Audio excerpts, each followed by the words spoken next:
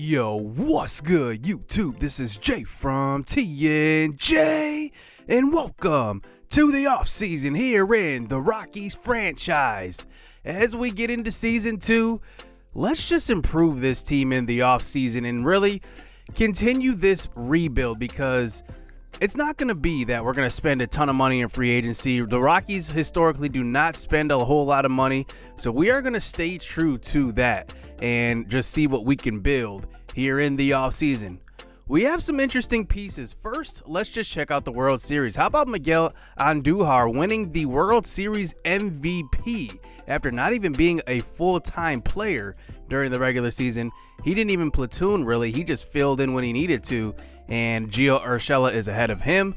And the Yankees beat the Dodgers in the World Series in a 7-game set. Now, the only guy that's close to winning an award was Ben Bowden. I don't know how, to be honest. He was close to winning Rookie of the Year, but he did not have a Rookie of the Year campaign at all. I think that maybe there wasn't enough rookies or what, or maybe he played the most as a rookie. I don't get that, because he was second. He was nowhere near to second. Now, I was really disappointed to not see Charlie Blackman even considered as a Silver Slugger for the outfield, and that kind of disappointed me, but I guess that's kind of where we're at right now. We're not really being considered for anything.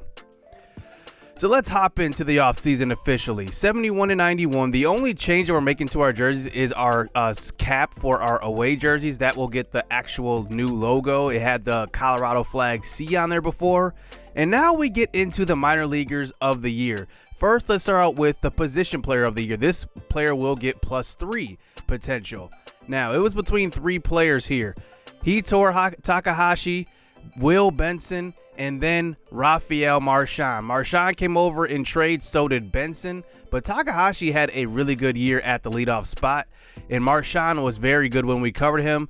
But Will Benson led AAA in RBIs. He hit about upper 280s and for most of the season, so he gets a +3 potential boost. Now, let's talk about the position player or the pitcher of the year. Mike Salucci definitely ran away with that. Look at those numbers. Just stupid, ridiculous. 100 strikeouts, 24 walks, .97 whip. He gets a +3 in potential as well. Now, our final award is minor leaguer of the year. This guy gets a +5 potential, and it's no doubt Trez Jenkins. Look at these numbers.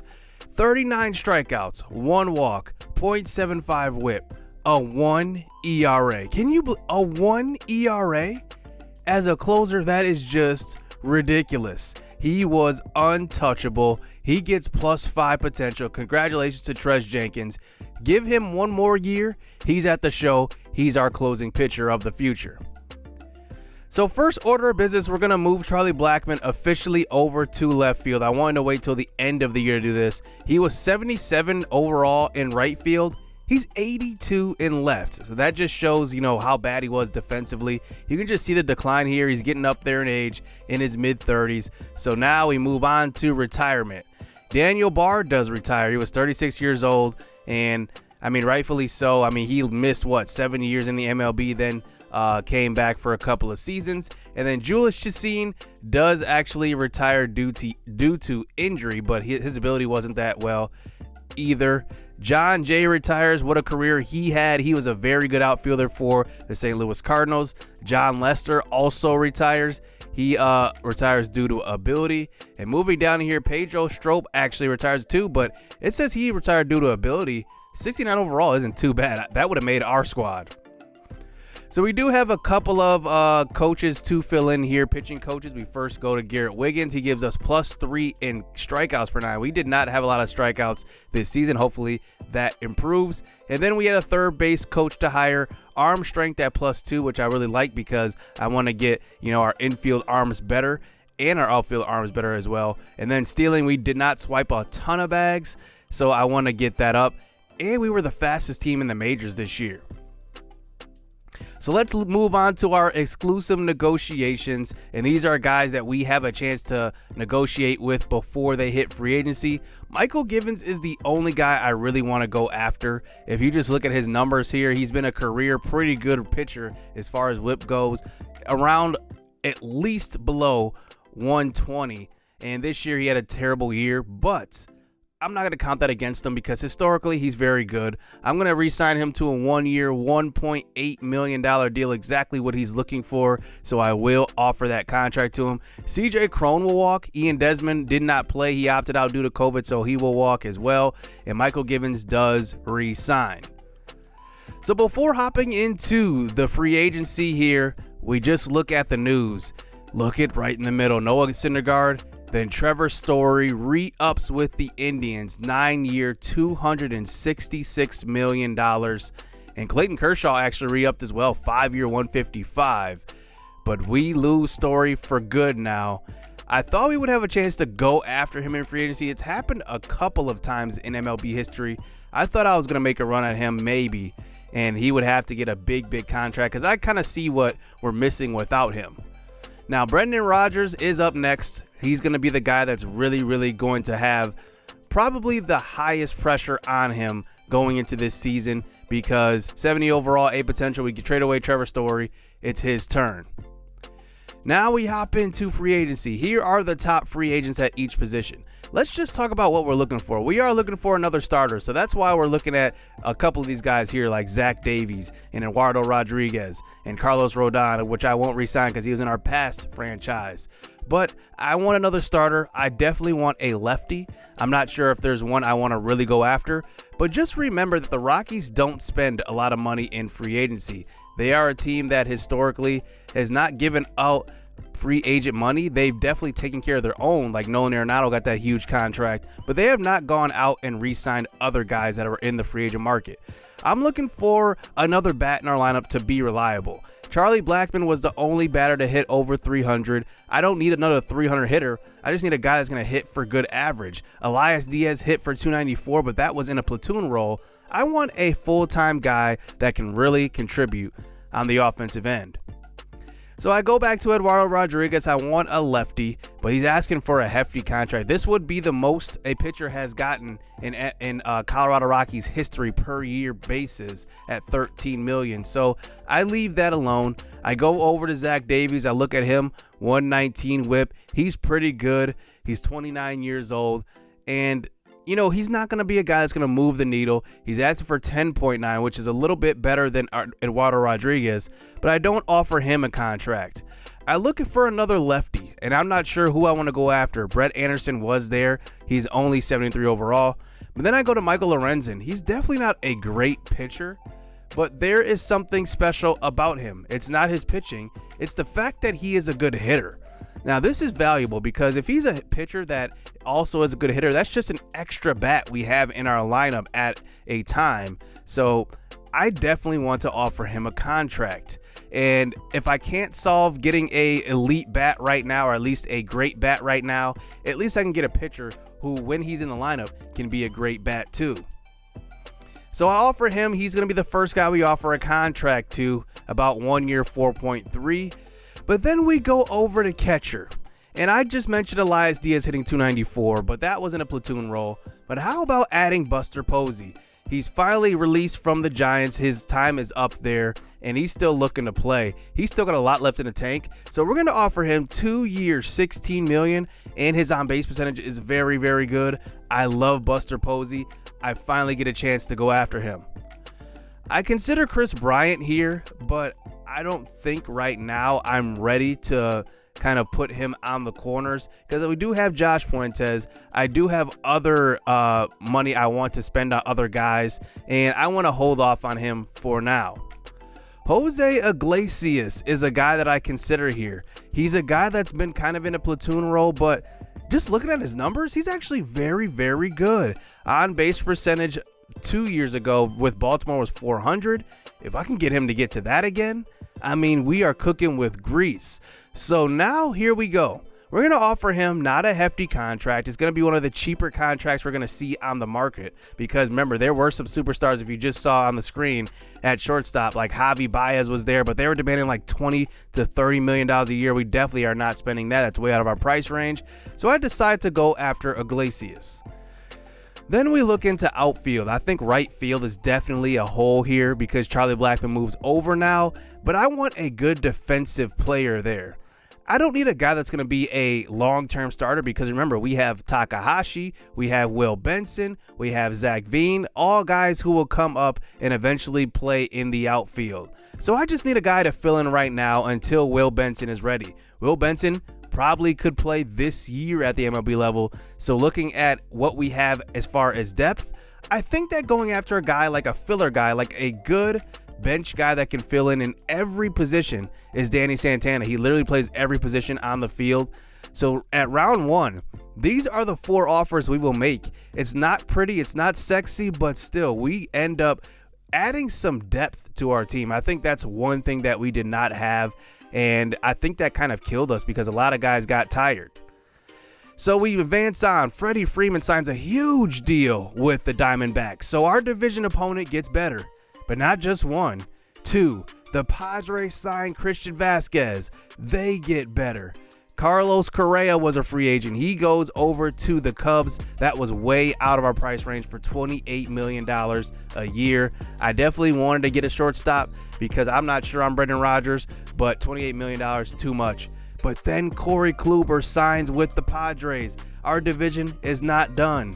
Javi Baez actually takes a very cheap deal going to the Brewers, $12 million a year. Then Corey Seager goes to the Cubs to replace Javi Baez at $22 million a year. He goes over to the Cubs on a 5-year contract. And then we sign our third baseman. After the first round of free agency, we do sign Buster Posey and Danny Santana, 2 very cheap deals. I like the Buster Posey deal just because we have a guy that can get on base for us, and that's really what we were lacking in season 1.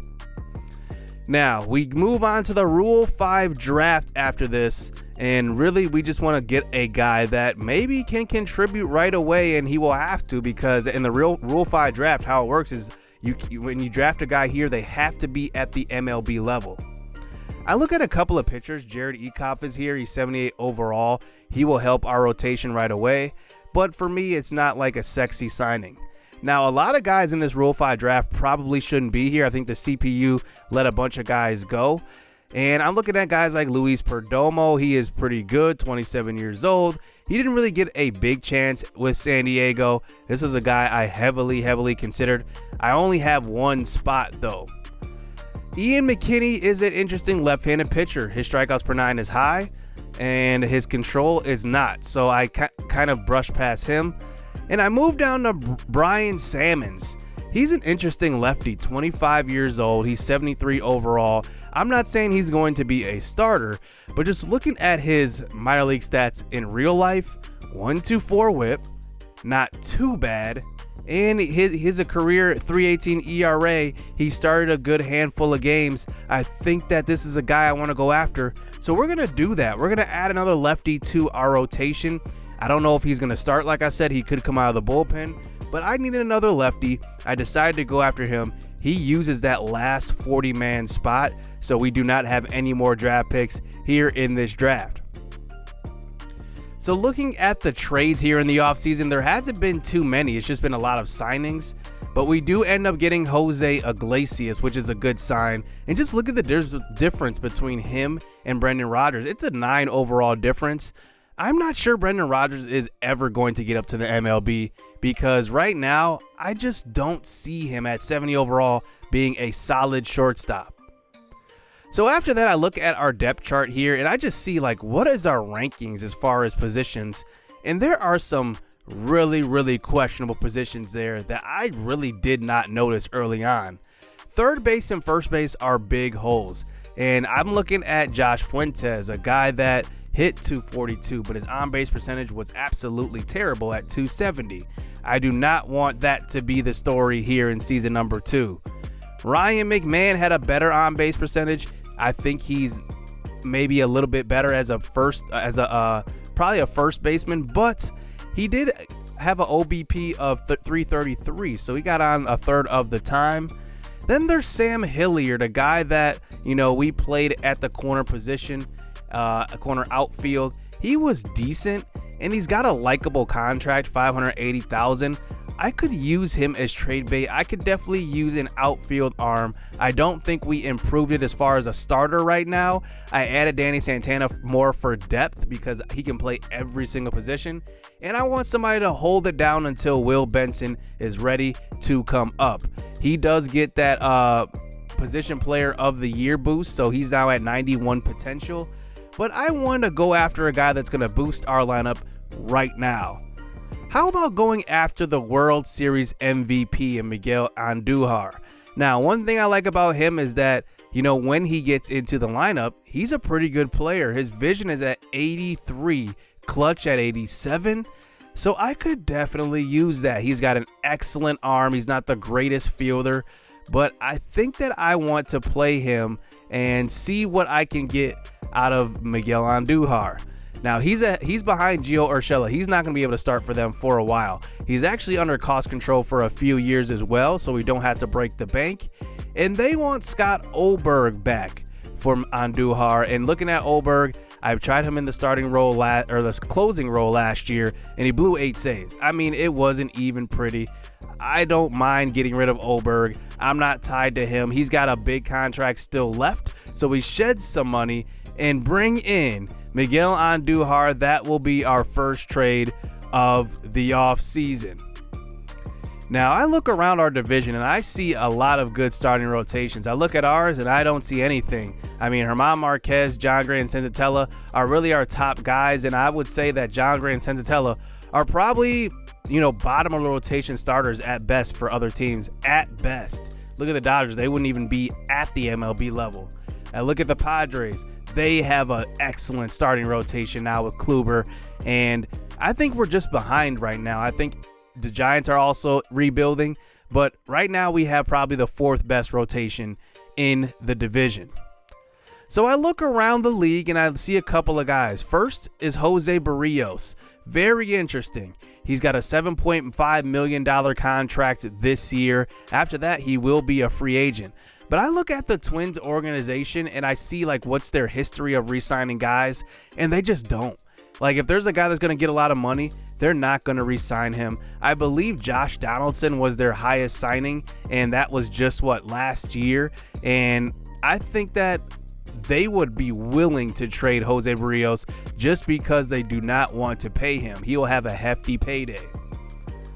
And then I move over to the Marlins. There's Sanchez, who is very, very good, very good velocity at 99, 88 break as well. Stamina's at 85, and he's very, very favorable with his contract. Now, I think that Sanchez would be very, very tough to trade for. He's A potential, and he's under cost control for the next 5 seasons. I mean, that is just insane.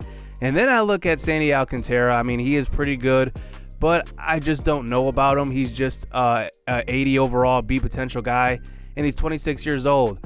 I want to bet on the A potential guy here in Barrios, who's on the last year of his contract. I think that getting him will help our rotation quite a bit, and we will have our ace going forward in this series. Now, Sam Hilliard, I do want to get rid of. His on-base percentage was at 300. I mean, that's not terrible, but I just don't have a plan for him. Will Benson's coming up. He's eventually going to be replaced in right field as a right fielder, so I want to commit to Will Benson. The reason why they probably will want a fielder is because Sam Hilliard is faster than Schwarber, who they have in the outfield right now, and then they can move Schwarber over to DH. Now, Antonio Senzatella was good for us the last 2 years. 125 whip, 121 whip. And I just look at him and I say it's another replacement starter who's going to be under cost control for 2 seasons. But then we need the sweetener. Who is the sweetener? It's Ryan Rolison, our number 2 overall prospect in the Colorado Rockies organization in real life. He's a lefty. He's a good lefty, too. He's going to be good in the future. But if it takes this to get Jose Barrios and get a starting pitcher who's going to be the ace going forward in this series, it's something we've got to do. So we offer these 3 players up, and Jose Barrios is headed to the Rockies, and they accept that trade. I think it was a fair trade on both sides. They get a prospect who is very good as a lefty. They get a replacement starter and also an outfielder who will be probably a starter for them right now. So just a sneak preview of our rotation. It's going to look like this: Barrios, German Marquez, John Gray, who's going to be returning for another year with the Rockies. He's going to make about $6 million this year. And then Derek Rodriguez, who is still under cost control. I like Derek Rodriguez. We're going to continue to develop him. And then right now, Brian Sammons, I'm going to mess that up quite a bit. He is going to be at the bottom of the rotation right now. That is subject to change. I'm definitely using spring training as a tool to try out guys at different positions and see who can play where. Now, here's our lineup, our projected lineup going into the season. I want to use next episode for spring training to really evaluate these guys. But I have Andujar right now starting at third base over Josh Fuentes. We traded for him for a reason. I want him to play there, and I want him to be a pretty good, guy in our lineup that will get on base, because it seemed like, Charlie Blackman was very good at doing it. But besides Blackman and maybe even Elias Diaz, who was really hitting for good average? Daza hit pretty well. That's why he moves up in the lineup. Garrett Hampson moves down to the 8 spot. And then I decide to start Jose Iglesias at shortstop over Brendan Rodgers. I'm not sure if I'm going to keep Brendan Rodgers at the MLB level. I might just want to get him some swings at the AAA level and see what he can do. But Daza will hit leadoff this year. I thought about moving moving who was it? It was maybe it was Rodgers. I was thinking about moving Rodgers up in the lineup. Maybe that will boost his confidence, but I just don't know. I do want to move Elias Diaz up a little bit because he hit 294, slugged at 463 last season. So I want to see what I got out of him. I think that he's a good player, 31 years old. I think he's a bridge catcher though, but he will platoon at catcher with Buster Posey, and then Buster Posey will play first base on days that Elias Diaz catches. I kind of want to, preserve his life there at catcher, and then see what we have as far as depth.